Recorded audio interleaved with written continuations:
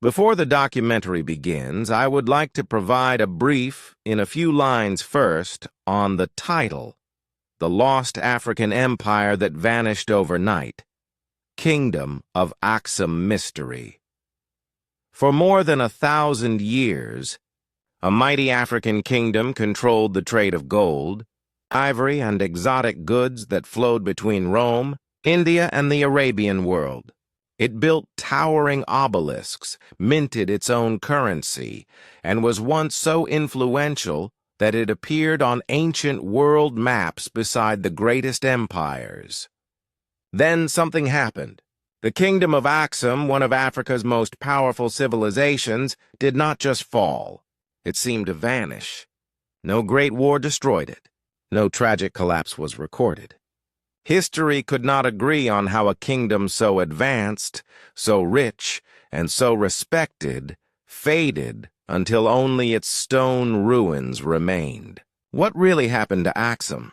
Before we uncover the truth, hit the subscribe button so you never miss the mysteries of lost civilizations and the secrets history forgot to explain.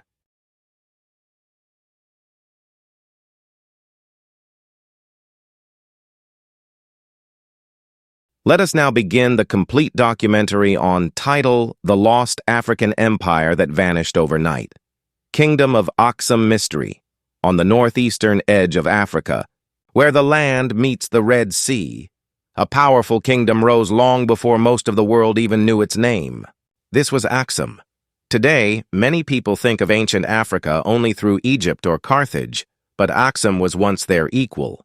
It became a center of power, culture, wealth, and influence.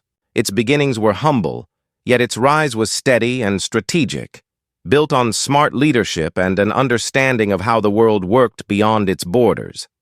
Aksum did not emerge in isolation. It grew in a region already shaped by ancient trade. The Red Sea was a busy highway of ships carrying goods between Rome, Arabia, Persia, and India. Aksum sat at the heart of this movement of people and wealth. Its early rulers understood the value of location and used it well. Instead of relying only on farming or local trade, Aksum stepped into international exchange. Ivory, gold, salt, frankincense, and animals from Africa passed through Aksum's ports, and in return came silk, spices, metalwork, and other fine goods from across the sea. This brought money, influence, and connections that helped Aksum grow into a respected power. With this wealth, Aksum built cities that surprised visiting merchants. Foreign writers described a kingdom with busy markets, organized streets, and impressive architecture. Grand stone churches, palaces, and the famous stele fields showed a level of engineering skill that was rare for its time. The tall stone obelisks of Aksum were carved from single pieces of granite, some over 20 meters high. They were placed over the tombs of nobles and kings, reflecting both craftsmanship and spiritual belief. The carvings on them showed windows, doors, and decorations that suggested multi-story buildings, giving historians a glimpse of Aksum's architectural style. One of the strongest signs of Aksum's maturity as a state was its currency. While most African kingdoms traded through barter, Aksum began minting its own coins in gold, silver, and bronze. These coins carried the faces of Aksumite kings and messages of faith and legitimacy. They traveled far, reaching markets as distant as India. When a kingdom produces its own coins, it sends a message of confidence. It says to the world, we are stable, we are strong, we have value to offer. Aksum understood this early, which helped it gain a place among recognized global powers. Culture shaped Aksum's identity as much as wealth. It became a meeting point of ideas and beliefs. Its population included people influenced by African traditions, Judaism, Christianity, and even South Arabian cultures. Instead of rejecting outside beliefs, Aksum absorbed and blended them, forming a society that felt open and adaptable. The Ge'ez script, which developed in this region, became not just a writing system, but a cultural anchor. It is still used in Ethiopia today in religious texts and ceremonies. Few civilizations in the world have preserved a writing system for that long. A major turning point came in the 4th century, when Aksum became one of the first states to adopt Christianity as its official religion. This happened long before most of Europe converted. King Ezana, one of Aksum's most famous rulers, made this choice after years of contact with Christian traders and missionaries. His decision was bold. It changed Aksum's identity and linked it spiritually with the Christian world. Yet, unlike some empires that forced their religion on others, Aksum remained a place where different beliefs continued to live side by side. This helped keep society stable and avoided the internal conflict that weakened many other kingdoms. Aksum was not only wealthy and cultured, it was also strong. It had a capable military and sometimes expanded through conquest. One of its major victories was against the Kingdom of Meroe in present-day Sudan. This win removed a powerful rival and increased Aksum's control over regional trade. It sent a message across Africa and beyond that Aksum was not just a rich trading state, but a force that could shape its environment. Ancient writers recognized this influence. A Roman document known as the Periplus of the Erythraean Sea described Aksum as an important trading partner. Later, the Persian prophet Mani ranked Aksum among the 4 greatest powers of his time, along with Rome, Persia, and China. It is a rare honor for any African empire to be placed on that level. It reflected Aksum's reach, stability, and influence. Yet for some reason, history textbooks rarely give it the same attention. The success of Aksum lasted for many centuries. It adapted to changes in trade, politics, and culture. It welcomed new influences without losing its identity. It balanced power and diplomacy with remarkable skill. This is what makes its later disappearance so confusing. A kingdom that had its own currency, global trade networks, strong rulers, and advanced culture should have lasted longer or at least left clearer records of its fall. But instead, Aksum's decline slipped into silence. The first cracks began slowly. Trade routes shifted. New political forces rose in Arabia. Climate patterns changed. But even these alone cannot fully explain the mystery. Aksum was a problem solver. It had survived change before. Yet something happened that cut deeper than simple economic decline. This is where the story takes a darker turn. A kingdom that once connected worlds, influenced empires, and embraced a mix of cultures and faiths eventually retreated into the highlands. Its cities emptied. Its monuments stood quiet. The coins stopped being minted. Foreign records stopped mentioning its name. It did not fall with a dramatic battle that historians love to record. It simply faded. That silence is what makes Aksum's story so haunting. It left behind clues, but none provide a complete answer. Aksum's rise shows a civilization with intelligence, strength, and vision. So the question remains, how does a kingdom that had everything in its favor become a ghost of history? The next part of this story explores the theories of its fall and the strange puzzle that has kept historians debating for decades. For a kingdom as strong and connected as Aksum, decline should have been slow and predictable. Yet the fall of Aksum does not read like a normal collapse.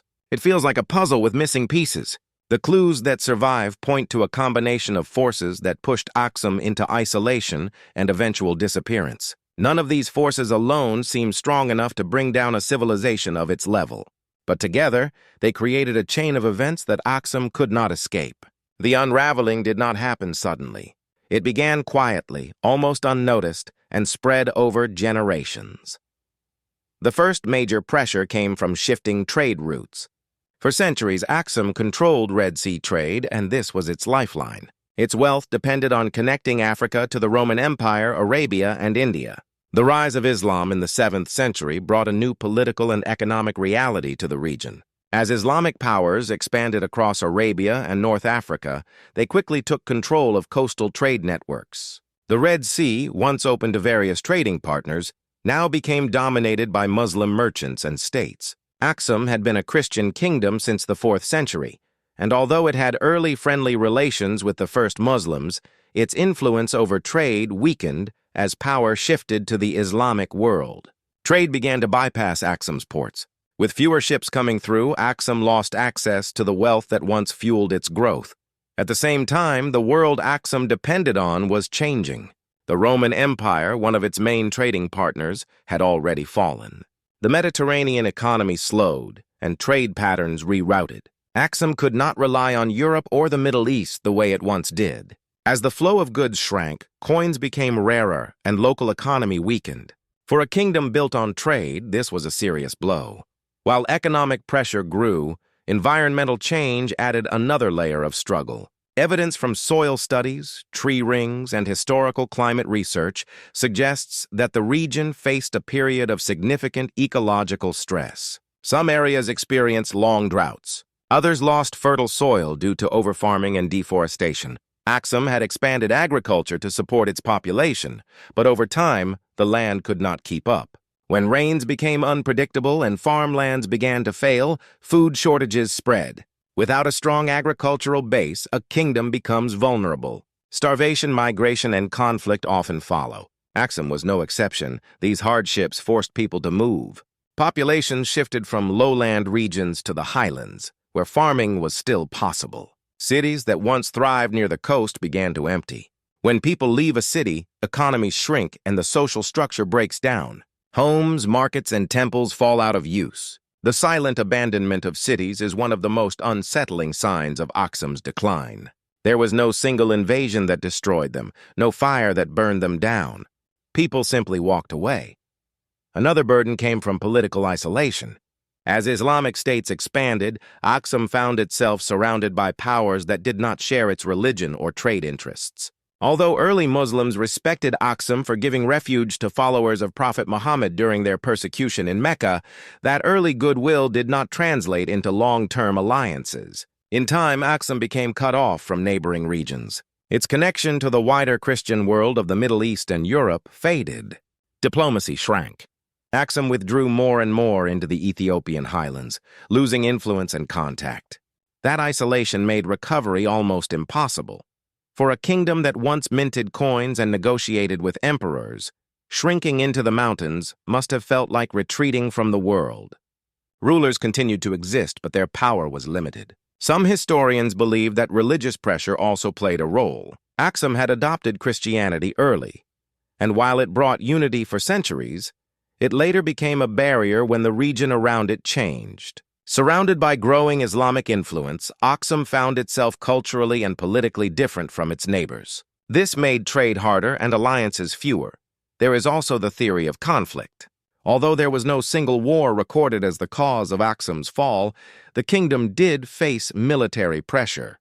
The rise of new powers to the north and east threatened its trade and territory. Arab and Persian influences challenged its dominance of the Red Sea.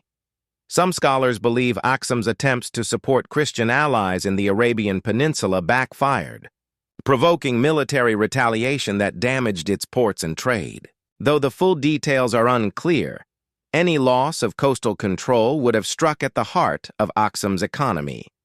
As these external pressures mounted, internal stability weakened. Leadership after the Golden Age was not as strong or effective. Without wealth, diplomacy, or a powerful military, rulers faced growing difficulty keeping the kingdom united. Local regions may have developed more independence, and central authority slowly faded. By the time Aksum's rulers realized how serious the situation was, the foundation of the kingdom was already broken. The decline of Aksum was not marked by a dramatic final moment. No single event signals the end. Instead, Aksum dissolved quietly across the 8th to 10th centuries. The silence around its fall is what makes it mysterious. A kingdom once recognized alongside Rome, Persia, and China left behind almost no records explaining its final years. The people who lived there did not write down their own version of how it ended. What remains are ruins, coins, inscriptions, and fragments of foreign accounts. This absence of a clear ending feeds the idea that something deeper happened, something that people either did not want to record or did not survive to tell. Aksum's unraveling forces us to question how civilizations truly collapse. Often the world expects a dramatic invasion, a heroic last battle, or a catastrophic disaster. But Aksum shows a different kind of ending, one where slow pressure, silence, and isolation eat away at a kingdom until there is nothing left to bind it together. A power that once connected continents found itself cut off, weakened by climate, suffocated by loss of trade, and overshadowed by new forces rising around it. Aksum did not fall in fire. It faded into quiet. Yet the mystery remains. If these pressures were enough to weaken Aksum, why did it vanish so completely? Why did no new leader rise to restore it? Why did the knowledge, culture, and identity of such a powerful civilization dissolve so fully? The next chapter dives into the theories and unanswered questions that continue to surround Aksum's disappearance. The clues are there, but the secrets they hold are still not fully uncovered. Even after tracing the rise and decline of Aksum, the most unsettling part remains. How did a civilization of such stature vanish so completely that even its memory faded from much of world history? Most empires leave behind detailed accounts, legends, or a trail of influence that remains visible for centuries. Aksum, however, left behind silence. Its end feels like a story half erased, leaving modern historians with clues that don't form a full picture. This gap invites questions, theories, and a sense that there is still something hidden beneath the surface of what we know. The most unusual part of Aksum's disappearance is the lack of written records from its final centuries. Earlier, Aksum carved inscriptions, minted coins with messages, and preserved religious texts. Then, without explanation, the record stops. The script that once marked triumphs and leadership changes falls quiet. History usually preserves the voices of rulers eager to be remembered, yet here the voices vanish. It raises a disturbing possibility that the fall happened in a time of such distress that recording history no longer seemed possible or important. When a society stops writing, it often means it is fighting to survive. Some believe Aksum did not disappear entirely, but transformed. As trade collapsed and pressure from outside powers increased, the center of power may have shifted. Instead of ending, Aksum could have evolved into the early Ethiopian kingdoms that came after it, such as the Zagwe dynasty. In this view, Aksum's culture did not die but moved, changed, and rebuilt under a different form. Churches carved into the rock of Lalibela during the Zagwe era show artistic and religious continuity. The Orthodox Christian tradition in Ethiopia also suggests survival. If this theory is true, then Aksum did not vanish, but retreated to preserve what it could, rebuilding quietly away from the world's attention. Others argue that Aksum's disappearance was more abrupt. They suggest that something sudden and traumatic may have struck the heart of the kingdom. Plague, for example, cannot be ruled out. When the Roman Empire struggled with pandemics, trade spread disease across continents. Aksum's bustling ports would have been exposed. If a deadly outbreak swept through, killing leaders, priests, and skilled workers, society could have collapsed faster than recorded history could capture. Disease leaves no ruins to study. It erases populations without leaving a clear trace. A pandemic combined with drought and hunger could empty cities quickly, explaining why some archaeological sites seem abandoned rather than destroyed. There is also the theory of religious tension. Aksum stood as a Christian kingdom surrounded by a growing Islamic world. Some scholars believe religious identity hardened during the kingdom's final centuries. Instead of remaining open and flexible, Aksum may have turned inward to protect its Christian identity. This shift could have led to greater isolation and a defensive mindset. If the kingdom refused to adapt to the new political order around it, it may have cut itself off from alliances and trade that could have saved it. Faith that once united the kingdom may have later contributed to its solitude. One of the most intriguing mysteries is the Ark of the Covenant, a sacred relic from the Bible.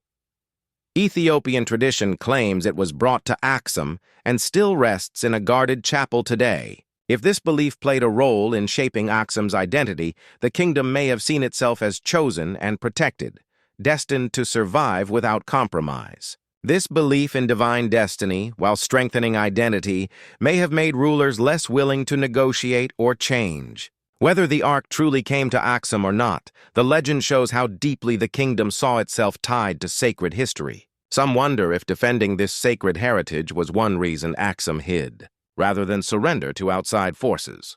Archaeologists have found hints that suggest people continued living in the region long after Aksum's political power disappeared. Small settlements, churches, and farming communities survived in the highlands. This supports the idea that the kingdom did not die, but diminished gradually, leaving behind pockets of culture that would later grow into new forms of Ethiopian civilization. But the question remains, why did no strong leader emerge to reclaim Aksum's former glory? Why did its language, architecture, and political system shrink instead of spreading or adapting? One haunting theory is that Aksum chose to disappear, Faced with pressures from all sides, the kingdom may have withdrawn into the mountains deliberately, isolating itself to protect its religion, culture, and identity. In this view, survival mattered more than visibility. If the outside world became a threat, vanishing from it could have been a strategy. It is possible that during this retreat, much knowledge was lost, records destroyed, and history abandoned so the community could focus on preservation rather than legacy. Today, the ruins of Aksum stand quiet, but not forgotten. Archaeologists continue to uncover fragments that raise more questions than answers. Beneath the soil lie remains of palaces, tombs, and artifacts that suggest a life of sophistication and belief. Yet each discovery only highlights what is missing. The story of Aksum is like a book with the final chapters torn out. The kingdom's stones remain, but the voices that lived among them stayed silent.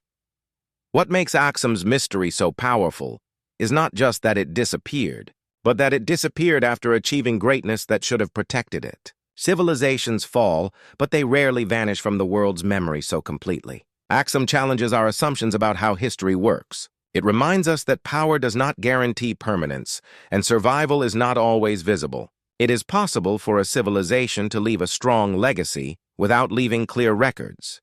As researchers continue to dig and interpret, more pieces of the puzzle will surface. But perhaps part of Aksum's story will always remain hidden. Silence can guard truth, and some histories protect themselves. The kingdom that once stood among giants now lives in whispers, ruins, and traditions that survived against the odds. The mystery of Aksum endures not because we know so little, but because what we do know suggests there was much more beneath the surface than history recorded.